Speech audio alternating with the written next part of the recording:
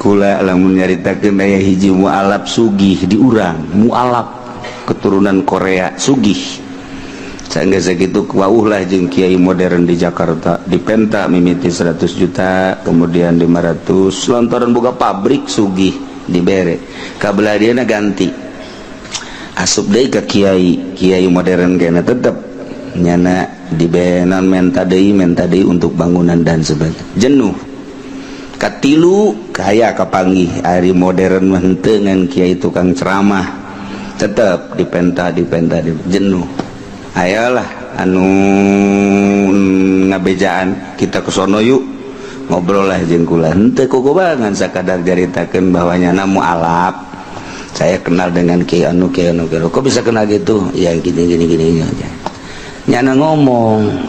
Jadi lama-lama pabrik saya bangkrut cenah kiai. Lama-lama pabrik saya bangkrut. Kenapa? Aduh terus-terusan ngerecek Pak Kiai katanya. Apa itu ngerecek? Kurang karunya eta kamu alap sampaikan ke pindah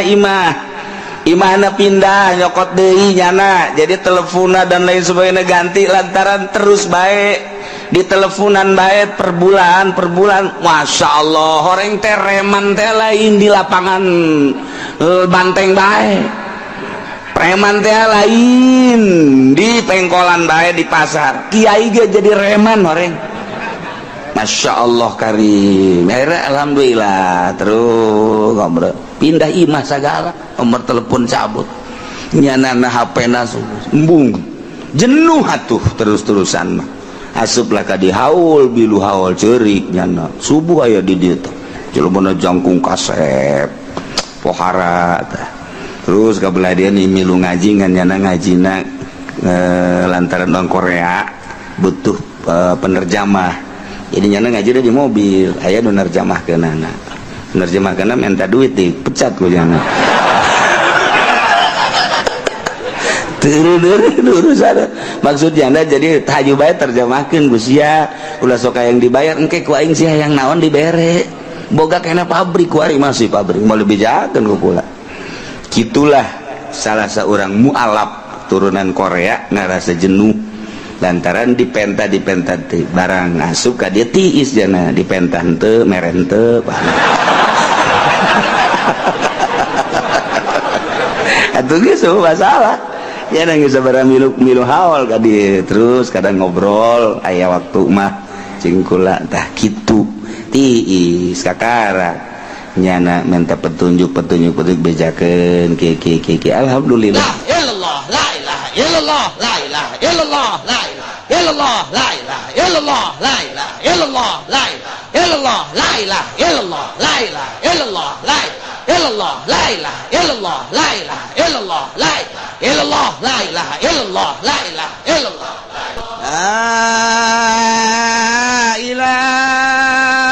illallah la ilaha illallah. Bismillahirrahmanirrahim. Wal janin yahudi wal nasrani lan udai janin kang bangsa Yahudi wal nasrani lan nasrani wadaya janin kang bangsa Nasrani gila dan ucapakan apa-apa kaum muslimin yaiku kaya janin kang muslim gila dan ucapakan apa-apa hararun yaiku kasia-sia wal asahulan nadayu kala sagurratuni kugurah abid sawiji gurratuni kugurah kasulusi gurrati muslimin kaya sepertelune abid kang muslim waragi kulan dawi kaulah musyki mati umihi ku seperpuluh rega umbok kaya roki yaumal jinayah ding dalam dina jinayah wakila lan ucapakeun al ijhadi li sayyidiha yaiku dalam dina nibakeun kedua sayyide iya Fa'il kanat magdu'atan maka lamunana ya ummi nimma qatu'atan iku kang den tugal wal janinu salimun lan utawi widunganana iku kang salamet kuimat maka den rega-rega ya salimatan ingkang salamet bilaso ing dalam munggu kaulas wa tamilu lagilatu bilazari lananggu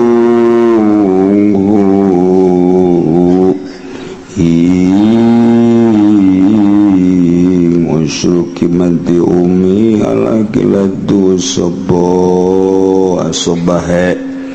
Ilazhari ing dalam mungguh kaul azhar ing dalam mungguh kaul azhar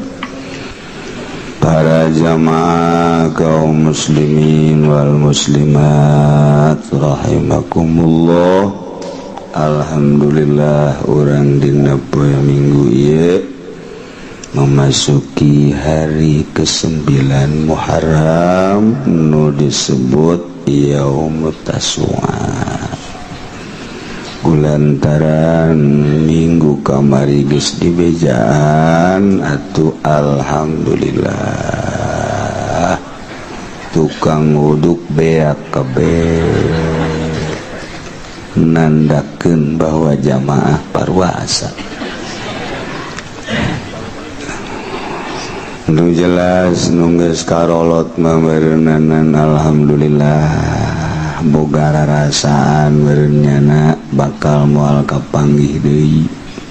jeung Muharram taun hareup. Siap-siap nyana geus neuleuan tempat berbaring untuk selama-lamana. Deres mun boga pikiran kos kitu mah nu ngomong kitu haju terus bae nonton TV eta gedebul ngaranna bohong. Bila manu mempersiapkan diri yang ke akhirat moal rek nonton TV, moal rek ngeredit, moal rek maksiat, sebab nyana inget bakal tereh jasa. Kurang maguari teh nu mentak daek maksiat asa kebal keneh di dunia. Tenang-tenang we padahal kuari loba jasa nu maot ngadadak. Nu maot ngadadak kamari dicelongo keur diuk we kebal diuk. Ditoel jak kebal teuing diukna. Horeng mau. Nuhun dihitungan geus loba jasa jamaah urang di dieu aktif minggu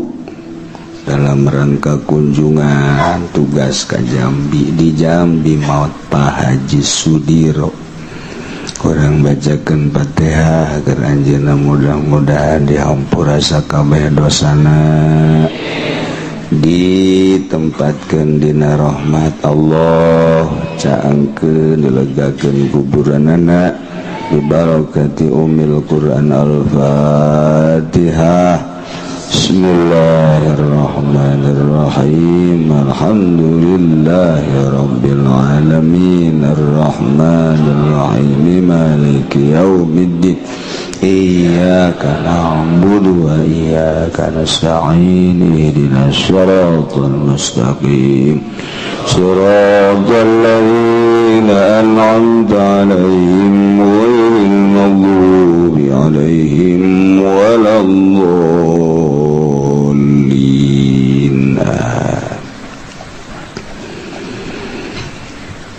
Urang ngalanjutkeun materi pangajian urang tentang mal jidayat patali jeung janin. Janin eta orok nu aya di jero beuteung ngaranna janit. Ieu lamun dirusak dibunuh, cara ngabunuhna dengan obat misalnya atawa indungna disingsieunan datang ka nyana stres kaluarlah orokna atawa ditenggelan indungna otomatis berontak anakna keluar pae na ieu nu nganiaya kena sanksi cek agama. Di dunia persidangan komo di negara Indonesia mah lantaran lain negara Islam teu aya hiji undang-undang mengarah karena persangsian janin tersebut, maka can selesai berarti di dunia ke diselesaikan di akhirat. Seluruh perkara-perkara anu can selesai di dunia ke di akhirat diselesaikan nana di Rabbul Jalil. Masya Allah taksin hararade hutang-hutang can selesai ke di akhirat diselesaikan nana. Nyabok ninju ngarengkas baheula keur ngora can anggeus datang ka kuar di akhirat ke diselesaikeun. Urang kungsi nampiling jelema ieu asa gagah asa menang ke di akhirat anu bakal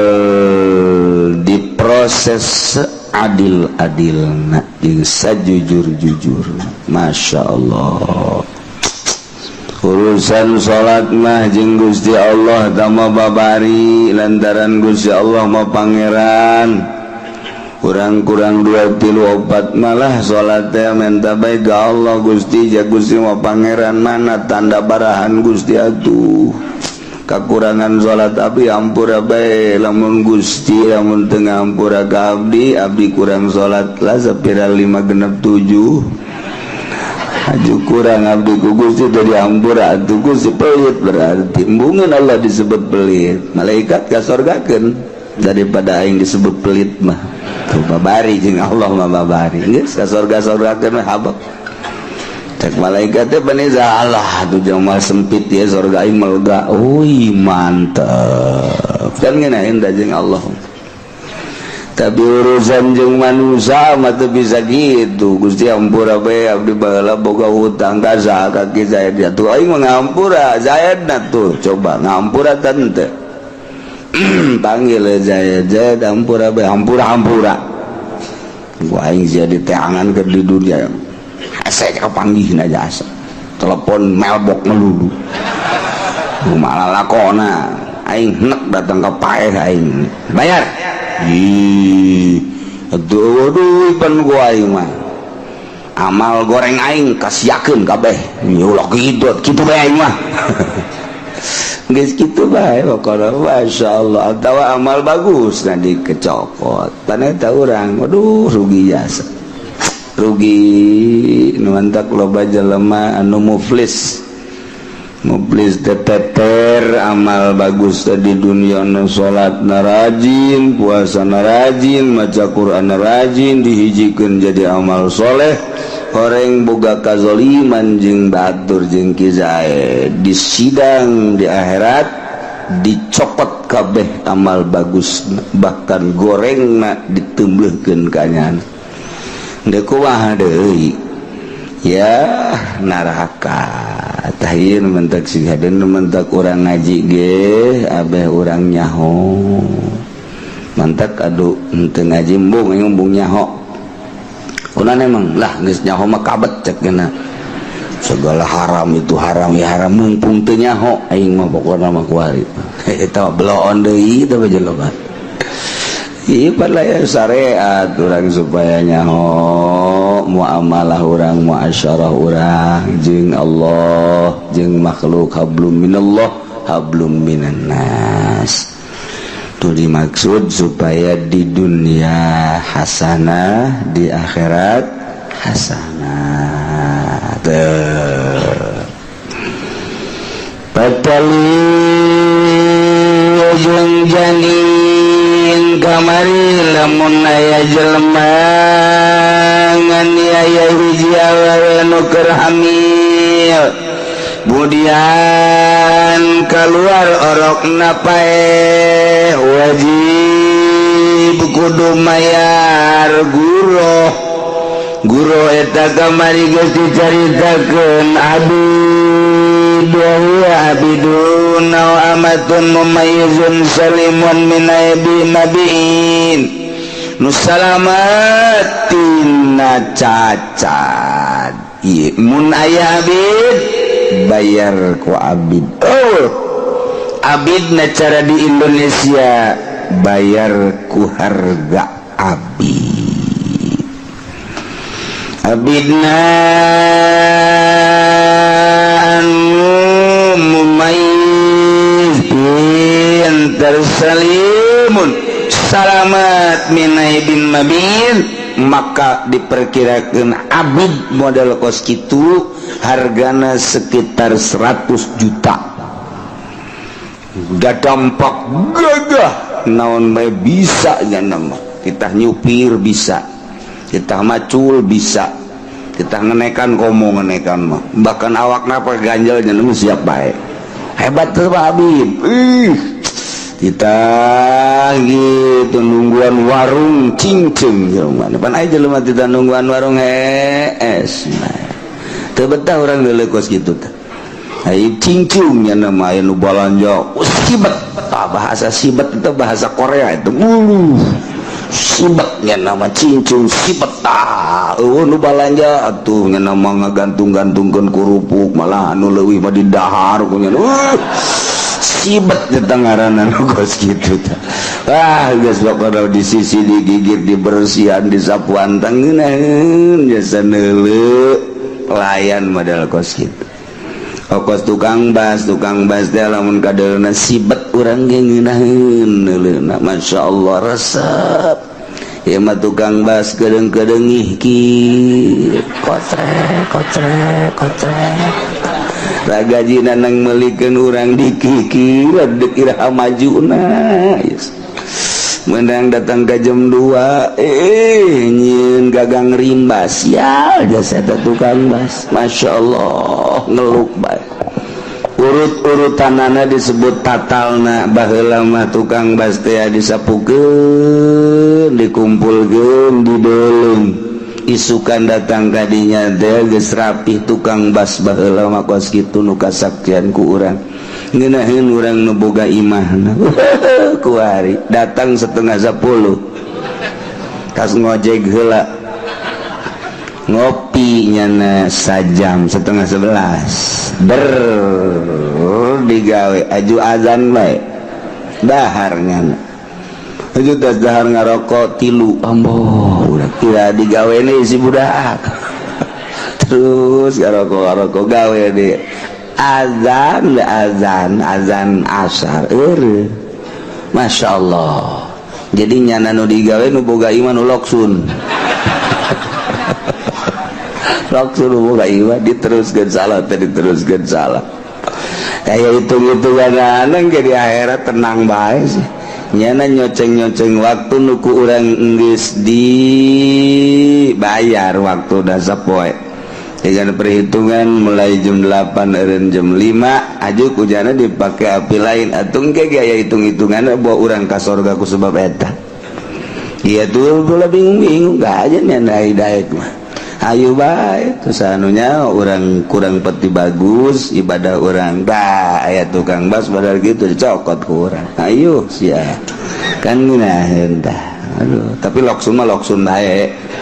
tetep sada jadi cokot ge Masya Allah iya di akhir zaman mah korupsi teh geus pejabat korupsi kabeh eueuh nun teu korupsi bahasa kos kitu aya hiji dua batu kadeuleu wabeh nu digawe di pabrik nu digawe tukang bas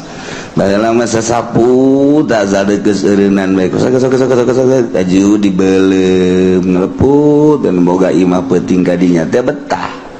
kuliwa ku ayeuna mah pas solengkrah bahkan nyana digawe ge isukna neangan ragaji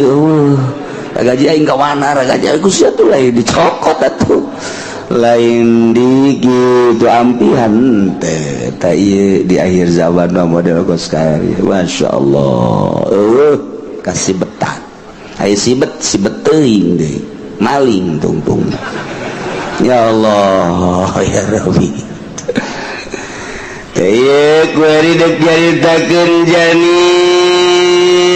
nu dianiayangan janina Yahudi janin Nasrani urang ambalaya janin Yahudi janin Nasrani dunia dibagi 5 benua Yahudi mah saeutik nempel di Palestina lah leutik jeung saeutik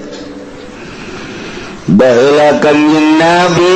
dakwah di Madinah Yahudi aya terakhir sekali Yahudi keluar di Madinah ialah anu cicing di Madinah nu lumpat ka Timur Tengah di ditu nu lumpat ka Mesir nu lumpat ka gitu naon ngaranna Irak Turki aya nu ka Eropa aya nu ka Amerika Yahudi. Nah didinya nyana nungtut hayang boga negara teu boga nagaranya nama wari nungtut hayang boga negara maksa sababaraha kali baheula mah termasuk jajahan Turki teu memberikan duk dibere sabaraha dolar bae ge real teu daekeun setelah kitu kabelah dieuna maka direferensinya nanti teh cicing didinya akhirnya ngaku datang ke kuari letik tapi nyana bisa gagah jeung kuat persekokolan jeung persekutuan jeung Amerika terus bae nagarana letik tapi dunia kabeh geus dikuasai ku Yahudi urang kuari ge emang teu dikuasai ku Yahudi atuh Yahudi nu boga duit sadunya pang luar biasana George Soros Yahudi anu urang bangga asup ka Indonesia waktu memeh reformasi teh kudaon jadi bangga nyana teh bangun mere ka urang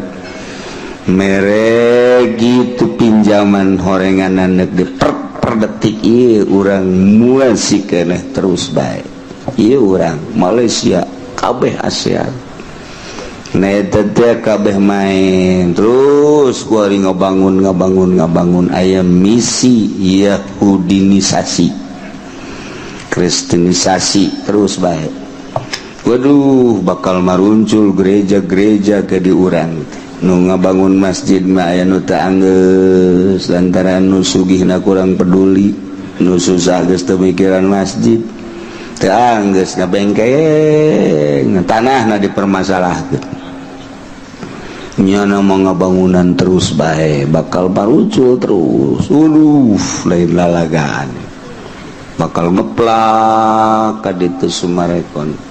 eta teh di jerona bakal pikumahaeun ikeur carita Yahudi Nasrani ambalaya malah pamimpin Jakarta guys Yahudi deuk kuat namun kejadian ke dilantik berarti kiai di bawah telunjuk Yahudi Ustadz Jakarta deuk kumaha Ahok CS ya mantap ge, masya Allah. Orang kamari memperjuangkan dan lain ku bagus-bagus amat Prabowo teh lain. Ya sarua bae bakal ngalaksanakeun nama demokrasi. Cuman lamun menang Ahok nyana berarti ninggalkeun gubernur nu jadi menang gitu Jokowi. Ahok kan wakil. Nah, memperjuangkan eta doang supaya Ahok ulah jadi gubernur keun bae Jokowi jadi gubernur. Lain gitu pan Pak Haji nyolok Jokowi jadi bere duit 50.000. Ya Allah anu bere 100.000 aya nu tiung dan lain-lain sebagainya. Ya masalah baik bayangan terjadilah kuari seperti kieu. Koski kuari Jakarta dipimpin ku Yahudi, tidak menutup kemungkinan ke kadieu ka Tangerang bupatina Yahudi, terus ka Serang, Rengkas, terus dari itu. Aja kumaha ada karubade. Mantap persiapkan calon-calon tuh ulah datang ke Yahudi nu naik. Koskilah kejadian judi laluhur geus teu bareres teu bisa diatur DPR teh degieun DPR tandingan engke mah meureun aya presiden tandingan atuh nagara belah dua bae ku sia ieu geus kos kitu urang neuleuh para penggede urang seperti kitu urang mah sapira urang rakyat lah neuleukeun nyana doangan kesal doang kesel lamun baheula cak Gus Dur DPR TTK ku ari mah diturunkeun PAUD. Masyaallah karim urang hirup di zaman akhir. Mantak salametkeun diri urang ulah kababawa sakaba-kaba sing hade iman keyakinan di akhir masa sagilekna cek Kangjeng Nabi isuk-isuk iman kene sore iman coplok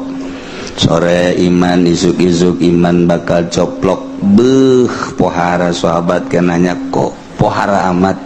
lantaran fitnah nangis lain di luar ararasup ka imah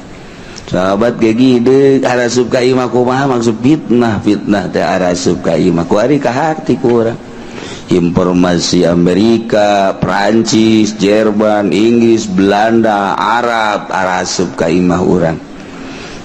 lamun ningali televisi isuk data ga isuk deui poho dahar poho ngising-ngising aja bila perlu ngising di hareupeun TV ngising hees di hareupeun TV dahar geus puguh komo kuari internet loba jasa kuari nu ngagu berguru di internet berguru geus puguh politik berguru ekonomi berguru ngaji kuari mah di internet aya nu ngaji istiqomah wae di internet masih kedeh di maaf lah syariat mah artina fikih geus berguru tauhid berguruna di televisi atau di internet kabelah dituna torikoh teh ngaguruna di internet Masya Allah jadinya na boga guru Syekh Google ya Allah ya Rabbi wah di akhir zaman akibat dadu teh jauh arah totorekatan Masya Allah aya nu hakekatan Gusti Allah batak si ade kaliru ya di akhir zaman mana dukun mana kiai akur bae ja dukun kos kiai kos dukun akur bae lantaran loba nulalagan tadina nulain polisi pupolisian nulain abri-abrian ai baheula pan baju polisi baju abri itu bisa dijual sembarangan kuari mah baju abri atuh diembrakeun nulain abri atuh make pakaian abri akibatna bisa disalahgunakeun nulain polisi meunang make polisi akibatna disalahgunakeun bongan dijual di akhirnya jelema keur naik motornya nanya top motor teh mana suratnya cokot gojara dar sugan teh mah dareng polisi gadungan lain jele dua pada takos gitunya disalahgunakeun taruh lagi kiai mah disalahgunakeun eueuh masalah malah nangkep nya malah yang menanggap udah ngeriung mah saya aja nah kiainya iya nggak apa-apa dah jadi kan orang babacana badudak badiduek aja guys gorenganan waduh bandar koprok masya Allah ngaku jadi kiai oh masalah guys apa jarugi dah kan sakit gitu dah dong paling berkat doang mah tapi pan lamun geus ngaku polisi nangkep di jalan dibawa tepuguh ke mana na abri dan lain sebagainya ieu kasus-kasus kitu pan pohara teu laku ari mah geus pohara salametkeun diri urang ngaji nu bagus perbaiki salat urang teh kaler kidul ngetan ngolon nungguan ajal datang teker kagok teker kumaha atuh geus bae cabut bae balik keur kagok jasa urang ieu bisnis ieu tinggal 2 poe deui transaksi balik cek malaikat Israil itu alah geus ya balik aya nu deuk kawin 2 poe deui deuk jandung balik atuh saminggu bae bete bisa cek malaikat Israil saminggu geus balik kagok karena keur kagok ya Allah tan mantap puas urang maot geus ngalaksanakeun perintah Allah salat rapi puasa rapi zakat rapi haji geus tur rapi geus perintah Allah sakitu ketika urang dicabut nyawa teh geus puas atuh bangga bae Gusti jang geus urusan narima jeung teu nama atuh teh urusan Gusti abdi mangan geus ngalaksanakeun perintah Gusti bae ngan nya atuh datang ka duti teu ditarima mah asa kamalinaan amat Gusti ngomong gitu nya ka pangeran da geus atuh ke situ geus ditarima bae tapi cenah sia teu khusyuk walatu urusan khusyuk ngaranna ge hese Gusti teh mah nu penting mah tarang harideung teh deuleu tah jahe nya sia ieu sujud teh dibadug-badugkeun campur-campur aduh ya Allah ya Karim jalinal yahudi awin nasrani laka muslimin cek segala kos janin muslime dina pada bayar gurroh aya wewe ngarana Agustina waduh Agustina mah teh frekuensi Agustina horenganan manehna agamana Yahudi atawa Kristen sarua Yahudi jeung Kristen teh kos kitu keneh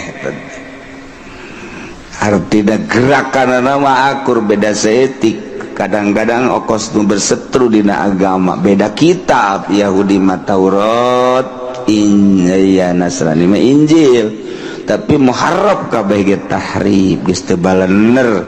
mun nya ge Yahudi nyekelan Taurat pan dina kitab Taurat teh titah ngimankeun ka Allah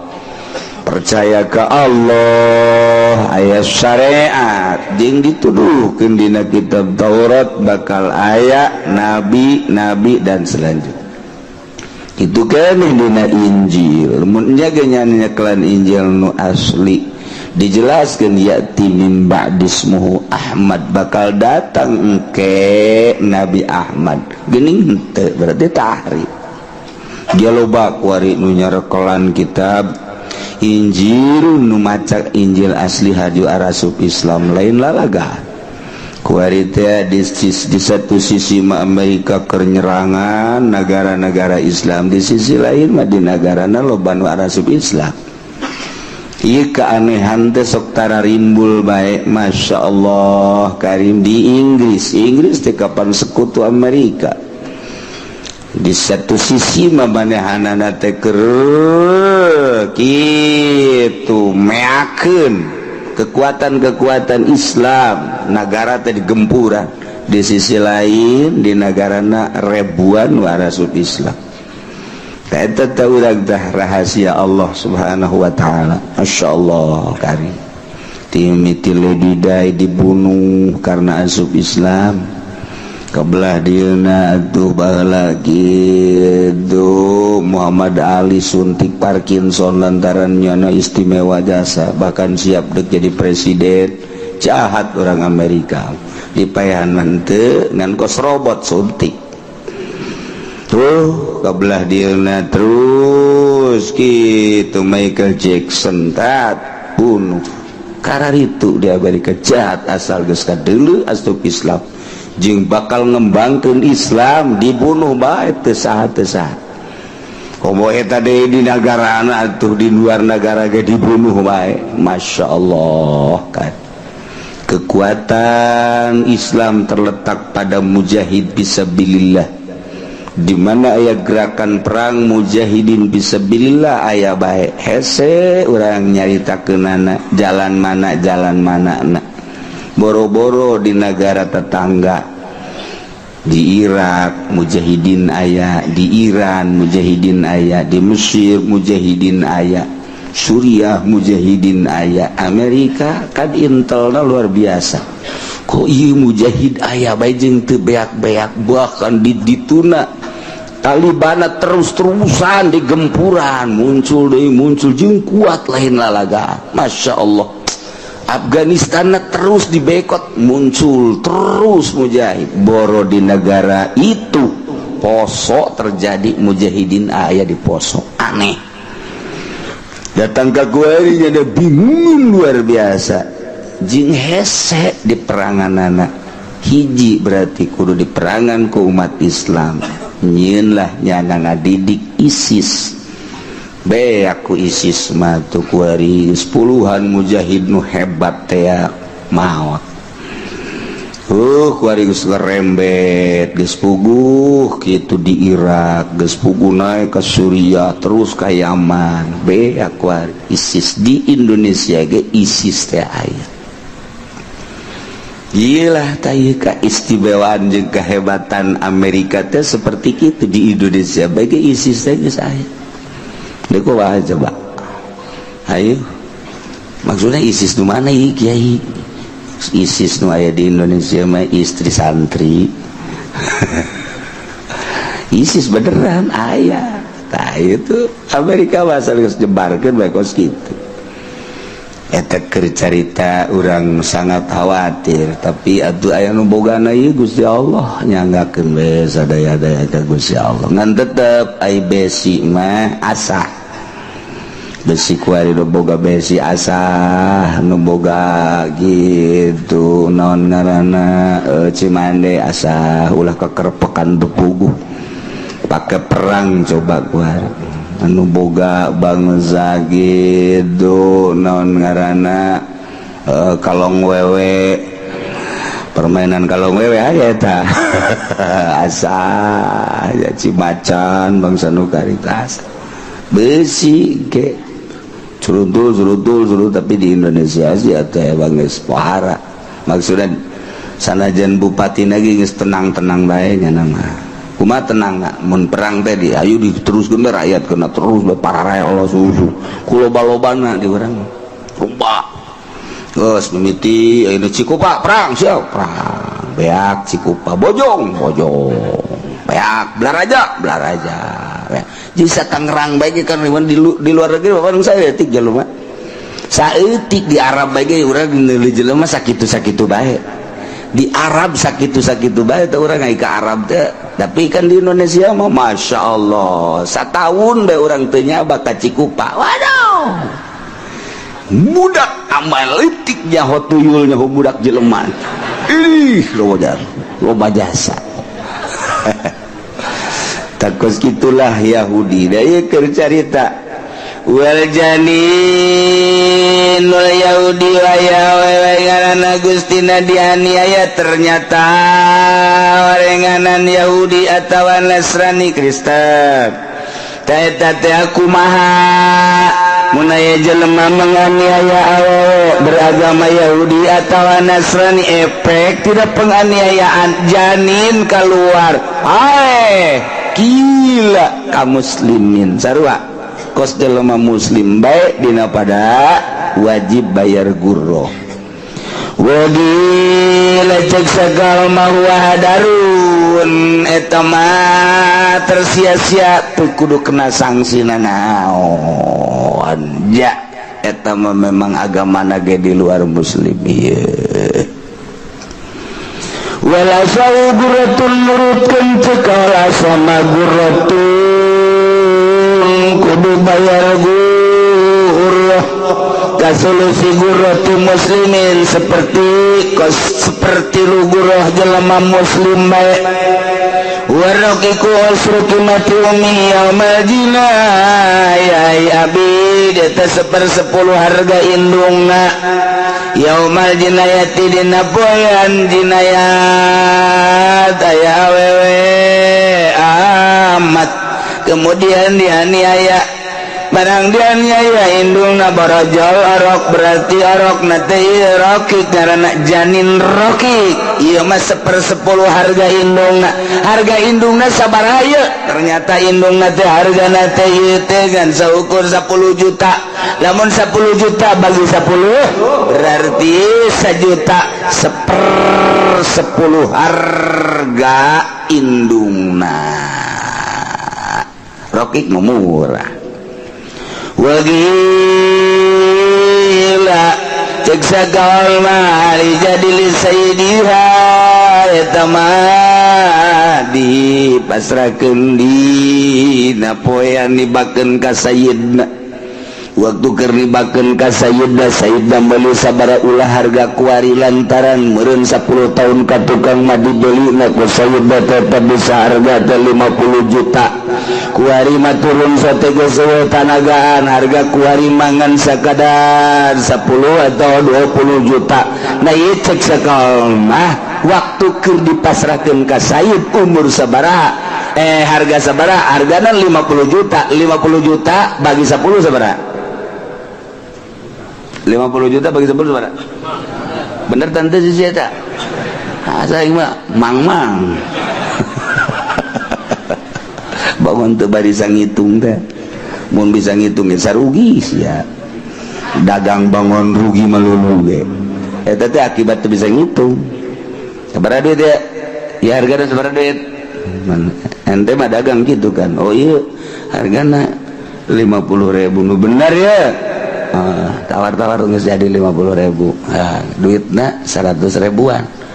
dikombalian kunyana 70.000 ayo sia dagang gitu bayar moal kebal tau rarang sadat moal kebal rarang sadat tuh ya seperti itu harga ya oh ya harga teh 10.000 mereknya 50.000 dikembalian 25.000 dikembalian lain 25.000 harga 10.000 jadi berarti 45.000 untung 5.000 nya nah dagang sih kos gitu tetap rugi kayak datang dari ke kiai waalaikumsalam dagang ambruk cenah kiai atuh mereka lain salah manajemen lain salah kiai atuh salah jana balanja 10.000 duitnya 50.000an dikembalian 45.000 ayo sia mal kebal dah ngajual 5 ujianana ayo bagus papan lain gitu berarti hargana oh iya harga 50.000 merek duit 100.000 kan dah kembalian 10.000 beres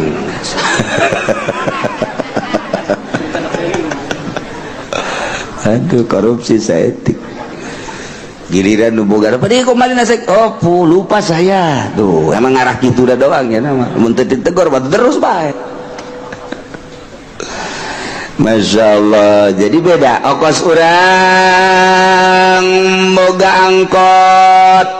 kendaraan nu kurang dipakai bisnis wajib per tahun teh kudu dizakatan berikut barangna beda jeung mobil pakaian pribadi unsur-unsur bisnis teh kudu dizakatan truk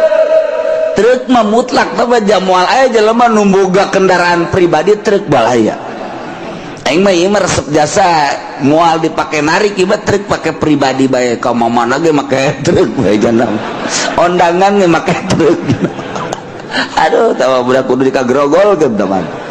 moal aya tuh jelema make kendaraan truk jadi truk mah jelas jang usaha wajib dizakatan angkot moal aya jelema nu boga mobil pribadi angkot 08 tapi ieu mah jang pakaian pribadi bae teu dipake narik ka mana ge make 08 bae ka Jakarta ka mana ge 08 bae manehanana terus sesep jadi make angkot resep moal aya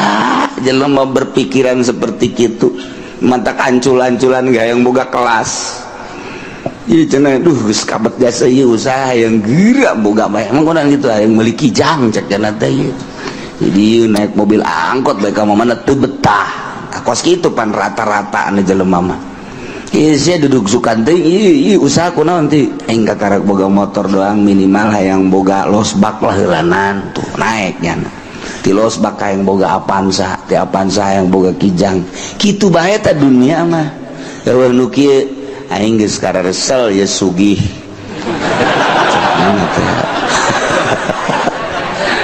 tiba heula aing naik Biben naik Lexus beladirna naik kijang aing kuari mah aya geus naik angkot lah geus aing mah sapopoe naik angkot teh saha jelemana saha pi jelemaeunana nu geus kitu pugu ancul-anculan ge aya ngeunah eta rese geus mentek lamun aya jelema geus apeng-apengan ngaler kidul usaha dan jecet bae mondok beuh tah malaikat tah jelema lain jelema tah mah nunggus pengalaman ngaler ngidul ngetan ngulon dan lain sebagainya haju manehanana kesempatan loba ngora kene tapi daek mondok lain jelema atau malaikat tama campur jurig tama cara ka jelema pugu nu masantren ge hayang geura eureun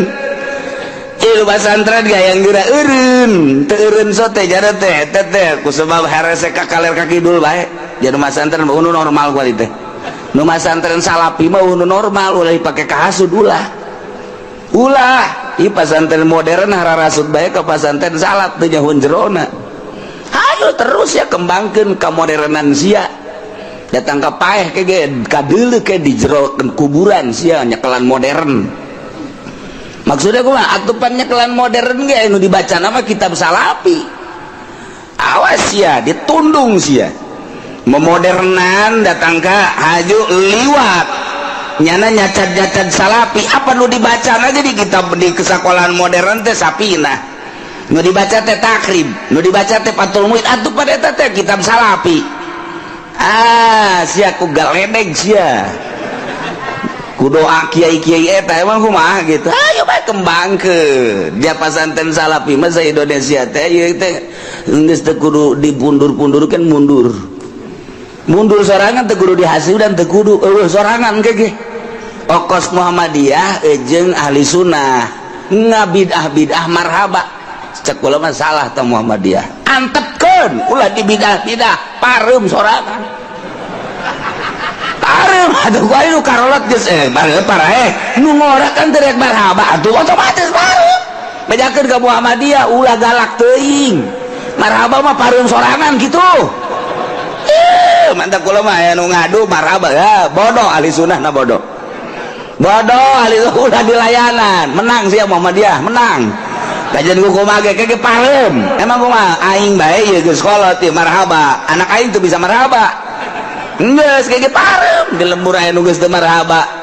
geus teu marhaba teu naon padahal mah ahli sunnah wal jamaah pareum sorangan bejakeun ka Muhammadiyah ka ditu ka mana tah di dinya tah di lain tuh di situ tuh diputat onam sama lah wujud kal Adam diputat mah anggap sama diputat mah sapira 2 ese Tegal Kunir kabar itu nasetik naon da belah itu Tegal Kunir teh tah naon ka ditu mah sekolahan teh tah eta dinya bejakeun itu menang gitu sia menang geus ulah 2 hese ieu pasantren salap. Waalaikumsalam. Di mana ya abdi teh anu? Anak naon? Tek masantrenkeun anak deudeureuss ya. Alhamdulillah. Anak boga sabaraha? 3 Kiai. hiji alhamdulillah pinter Gus jadi sarjana, nu hiji di alhamdulillah beasiswa deh, nu hiji mah belat jasa ini lah sekolah mondok bae lah hayo sia guys nu belat ka dia kan gak bae guys. Aduh normal tapi di hasudan mah heran pesantren modern kayak kieu dia tuh urusan ketegasan mah emang pesantren salafat tiba heula sebab nyekelanana nyekelan keaslian nya nama pan isuk-isuk cau sore-sore aung ugu pesantren salaf ge asal geus kena Golkar bae atuh geus,an wassalam warahmatullahi wabarakatuh selamat tinggal ka kiaian asal geus asup Golkar bae geus wassalam deuleu kumaha sia ge aing mah lain lalagaan ieu lain lalagaan deuleu di kaler di kidul asal geus asup Golkar geus majelis tinggal majelis geus wassalamualaikum warahmatullahi wabarakatuh selamat tinggal selama-lamanya. Oh budak kos deu kepaeh bae tapi aya sih anu aju mikir aing sugih henteu asup ka Golkar santri arareueuh masyarakat embung ngadengekeun aing lah berarti aing salah ya Gusti abdi rek tobat ka Gusti salah berarti abdi cicing di Golkar pindah abdi ke PDI lah kiai goblok tolol oplok tuh bebeja tuh hidup tobat mah ya ulah aju saasup-asupna Masya Allah terus ya digadil bisa sih ya eta deres tak kiai anu haju sadar mah Gusti abdi dirasakeun ku abdi hiji kekhusuan khusu moal aya tek ceuli kiai Golkar khusu tek ceuli sa anjing moal ku aing dijamin moal khusu ge ca sombong amat ge aing mah jadi jelema sombong heula ku ari ya dulu khusu mah kadeuleuh emang kumaha gitu emang khusu teu kadeuleuh ja khusu teh zahir cak nu bisa mah cak urang nu teu bisa khusu teh batin cak nu bisa batu zahir kos kitu mah di kelasnya nama khusu teh zahir mantak kanyarahoan ge mantak Imam Ahmad mbung ngamamun ka Imam Ghazali teh zahir cak Imam Ahmad mah beja Imam Ghazali ka mana mah batur mah ngamakmum tapi adi sorangan teu panggil Ahmad batur ngamakmum ka kakak sia Aisyah henteu malah kunaon atuh sia bangun teu saluyu hirup teh jeung dulur teh henteu mah hampura bae lain hampura-hampura kunaon gitu hatena kakak aya getihan mah aya getihan panggil Ghazali enak di sia lain bunga makmum orang cenah teh sia aya getihan Masya Allah langsung sujud ka hampura mah hampura bener adik kula kayak gitu kunaon kula keur salat ijtihad haid ka babawa ka jero salat jadi nyana keur ijtihad masalah haid jadi nyana keur nyieun masalah haid teh pan getih ka babawa tah ka jero salat waduh berarti tah di makomnya nama zahir tuh kos kitu teh ya Allah ya urang ge sebenarnya waktu katara jelema teh katara iku ahli nama katara asal jelema set bae ka dieu bangun kudu kikiran bae terus ka dieu kesangan panas berarti kan kayawan kan urang atuh kayawan gampang teh kajian ku kumaha ge sia hareudang ya jahoan bae nyawan jadi kadeuleuh ku aing kabelah dia aja lah mengalentuk bahasa saya kerbeting mantes daun emang mantes daun emang kan nyawan kan saya tunduk kan nyawan lain nyawan itu kadeuleuh sekolah ucing nundutan nyawan kan kurang lamun jelema pungpla pengple rapi rapi lah bajuna rapi dan lain-lain sebagainya rapi berarti balik gitu balik ka kolot nakeun jelema eta tuh kajarahoan tuh kabeh tuh zahir geus karar itu teh zahir tak kabelah dieuna asal kadeuleuh ku urang silana diukna ku batur teu kajawan nyaho berarti kabelah dieuna salatna dan lain kajawan di makomna mantak jelema asal ka Golkar unusu wah cenah sombong siapa suka gitu bae sih ka aing teh teu percaya teu sebabna bensin jadi cenah teu didahar jadi majelis sarua kababawa salat teu bisa dinolkeun tobat kuduna hampura Gusti lamun bisa tobat balik deui coba mentek kula nanya bah itu sih tobat aku mah beuleum pondokna tegas abah mah kos gitu ban kurang tuh lain pondok tah kos itu mah lain pondok tah mah urang mah hook bae beuleum tah eta teh hartina lainna naon singnyaan nolkeunana ka Allah mah hese tobat hampura Gusti abdi teh lah kula saran geus teu kapake ieu di Golkar tobat aya tobat sih geus teu kapake mennyaan tobat tinu koskara itu lain Golkar bae ya PGI itu lo guys orang mengasingkan diri ke Allah ilmu aya di nyana tinggal eta hijabna doa es ke Allah bae saminggu 2 minggu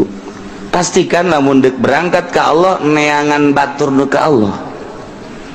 ai kitu mah kan di Golkar babaturanna jeung jelema Golkar sabatur pan cak Imam Ghazali kotok ngahijina jeung kotok deui bebek ngahiji jeung bebek deui embe ngahiji jeung embe deui tilok aya kotok ngahiji jeung manuk tilok aya hiji waktu aya manuk ngahiji ta jeung kotok ditanya ku embe manuk esa kok kahijian jeung kotok mah kunaon geus teu bisa hiber cak ieu teh batur aing oh pantes embe ge kieu kahardi ku aing orang mantek siapa baregan jeung kotok geus bisa hiber teu bisa hiber aing deuk sabatur atuh aing jadi sia lamun bisa hiber bae bisa hiber batu ngapak aing ge aya pejabat ngahiji jeung kiai eta ruruntuk korupsi ngan deurus kene janan teh jeung gajah diliek sia jeung gajah mah eta orang bahasa ahli filsafat lain lalagaan kaharti jasa kan sok kiai kuari jadi aya dimui teu daekeun ngahiji jeung kiai biasa jeung itu bae heran eta Masya Allah kiai modern aneh teu daek kahiji jeung kiai salap mah bebas jeung sasaha bae ge di kiai salap mah boro-boro jeung kiai modern boro-boro jeung ustad jeung jurig ge ngahiji kiai salap mah jeung kuntil anak ge terus bae halang kiai salap ya tuh sabae bebas-bebasan bae sebab naon kiai salap mah zahirna doang batinna mah ka Allah atuh lain salap atuh lain kos kitu mah ngaranna modern teh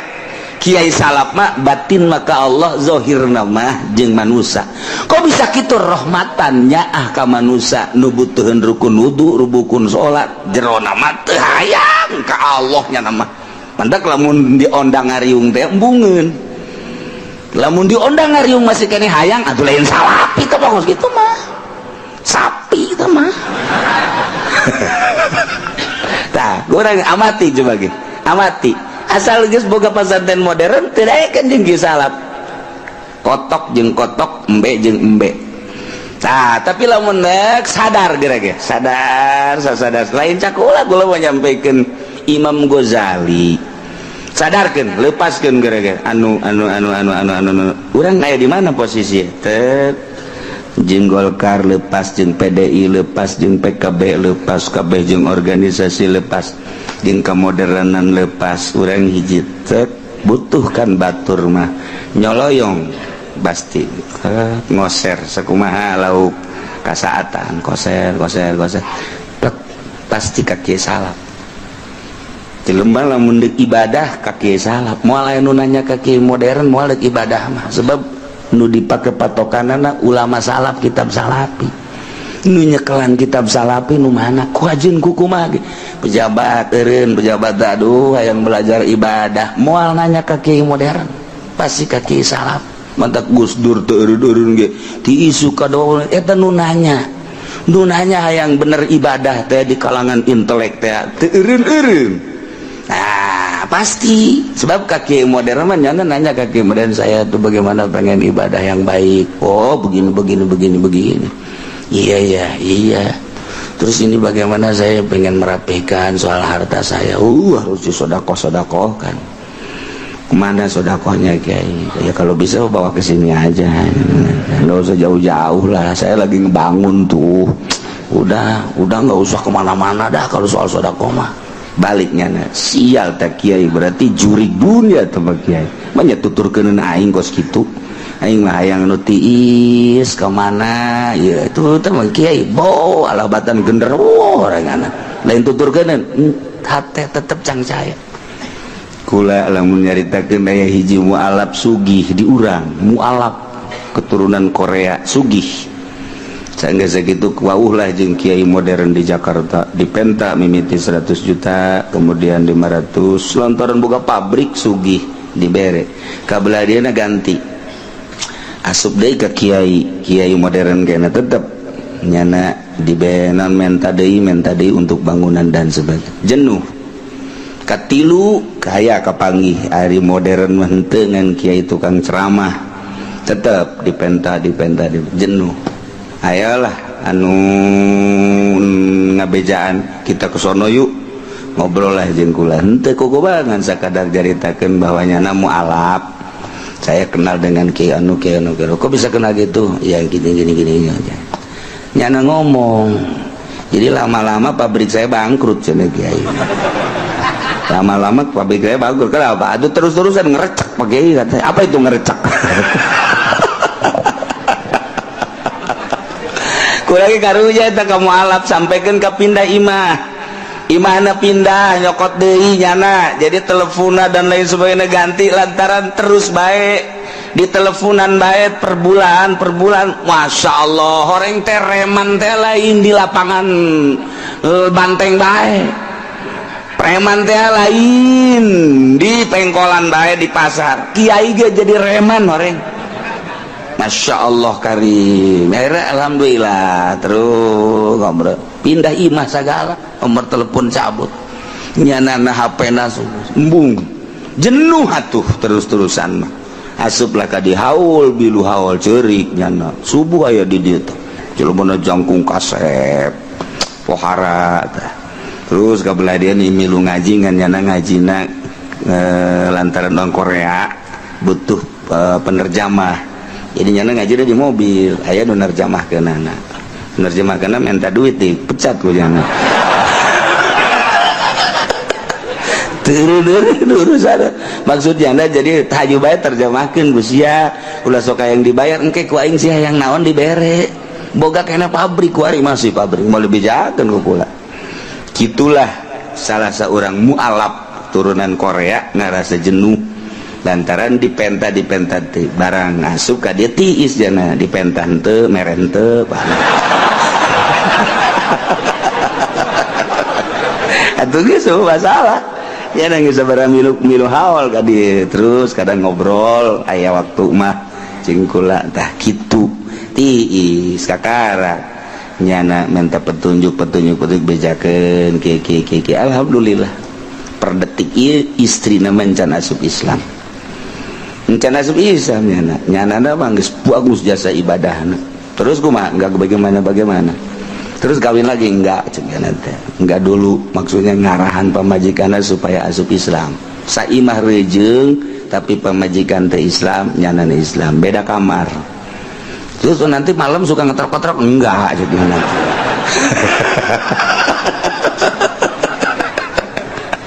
aduh Masya Allah urusan kos gitu bata-bata rahasia-rahasia lah di enggak wallahu a'lam bishawab itu urusan Trisno tuh itu faslun wallahu a'lam bishawab